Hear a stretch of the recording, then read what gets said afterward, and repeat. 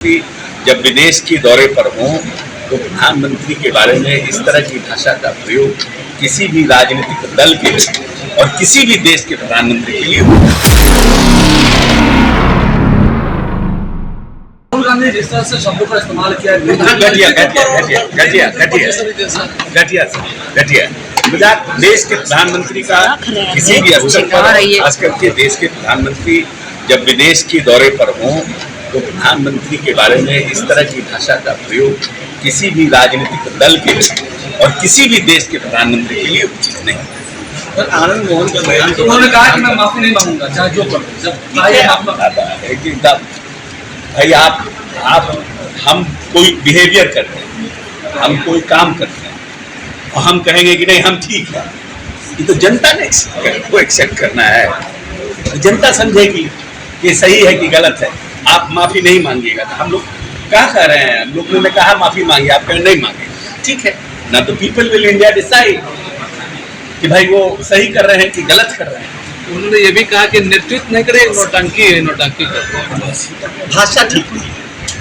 हम राजनीतिक दल देखिए, अच्छा हिंदी के शब्दकोश में मैं बार बार कहता हूँ इतनी शब्दावली है जिसमें अपने घोर से घोर विरोधी के लिए कड़े से कड़े शब्दों का आप प्रयोग कर सकते हैं, लेकिन जिस भाषा का प्रयोग आपके खुद के लिए अच्छा नहीं है दूसरों के लिए उपयोग नहीं करना चाहिए, खास करके राजनीतिक और सार्वजनिक जीवन। क्योंकि सर ये कहा जा रहा है कि देश में एक बड़ा संकट आ रहा है, लोग आर्थिक संकट आएगा देश पर, राहुल गांधी कह अभी लोग रोएंगे। नहीं हमारे देश के प्रधानमंत्री जी ने कहा कि आर्थिक संकट आ रहा है, हमारे देश के वित्त मंत्री ने कहा आर्थिक संकट आ रहा है, हमारे आरबीआई के गवर्नर ने कहा कि आर्थिक संकट आ रहा है, हमारे भारत के किसी आर्थिक जो जानकार हैं उन्होंने ऐसा कहा कि आर्थिक संकट आने वाला है।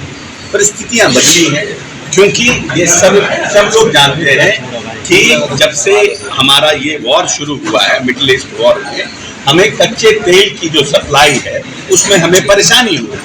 इट इज नॉट कि हमारा सिर्फ हिंदुस्तान को परेशानी हुई, वर्ल्ड वाइड ये परेशानी है। और मैच को जिस तरह से एक तरफ अमेरिका और एक तरफ ईरान ने घेर के रखा हुआ है, सप्लाई चेन जो है वो डिमांड और सप्लाई का फर्क है, तो निश्चित रूप से हमें महंगा तेल मिल रहा है।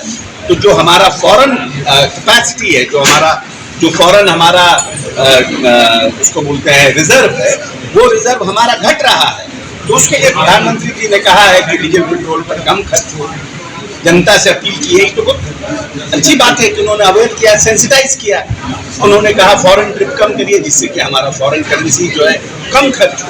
अब इसको आप आर्थिक संकट से देख के जोड़ रहे हैं और आप बोल रहे हैं कि देश में आप देश की जनता को हराना चाह रहे हैं। आपने कहा कि गोल्ड कम खरीदिए इसलिए कि जब आप गोल्ड खरीदते हैं तो हमारा फॉरेन करेंसी जाता है। तो सिंपल उन्होंने स्टेट शब्दों में प्रधानमंत्री जी ने सेंसिटाइज किया। अब आने वाला समय मैं समझता हूं कि देश एक मजबूत हाथ में है और जो लोग हैं वो आर्थिक परिस्थितियों को अच्छी तरह से समझ रहे हैं, तो देश के जनता के हित में निर्णय होगा। कोई परिस्थितियां ऐसी विषम आएगी भी।